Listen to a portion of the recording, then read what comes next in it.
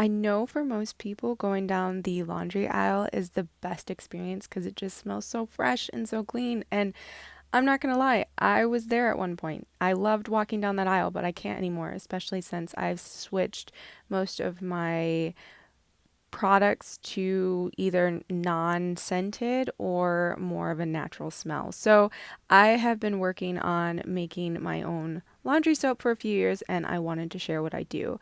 So I start off by adding 2 cups of Morton table salt to a dish, and I line it with parchment just to make the cleanup easier. And then I add 4 teaspoons of lavender essential oil just to give it a little bit of a scent, but nothing that's going to be too fragrant or strong, and it's not going to leach on your clothes. And then I mix this in with the salt and let it sit for about a week. So I'm going to give it a good stir and then cover it. So after about a week, I can make my laundry soap. And you don't have to wait a week if you really need it. You can put it in your oven at 200 degrees for about 20 minutes and it should dry it. But you want to make sure it's dry because it's a powder, so if it says you don't want it to get all yucky and gross.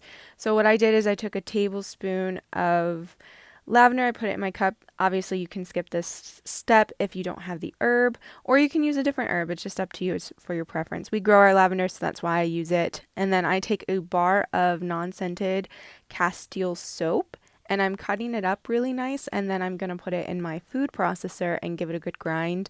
That way it will mix better with my soap and my powder, and I'm not like trying to use big chunks. I found it's a lot easier to use smaller chunks.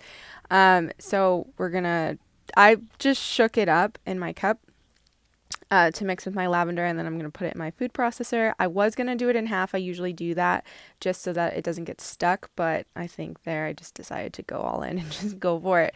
And it worked out just fine. So once I've done that, I scoop it out of my food processor, which sometimes is a pain in the butt. It likes to stick to the sides, so you really have to scrape down the sides to get it all out.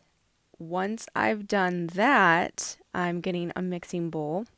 I'm going to add about half a cup of the salt that I dried, and then I'm going to add the entire bar of soap and lavender that I ground together, and we're going to mix those together.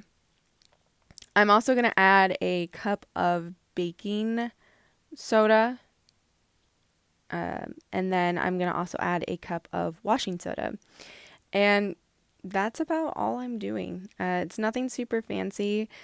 This I have really enjoyed using. This is something I've used for probably the past, 4 or 5 years on and off.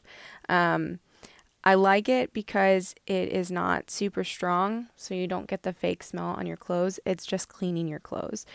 And yeah, I find the best way to use this is to fill my washer with warm water and put it in first and let it dissolve. And then I will add about a cup of vinegar so that way it acts as a natural fabric softener. But yeah, I hope you guys like this and enjoy.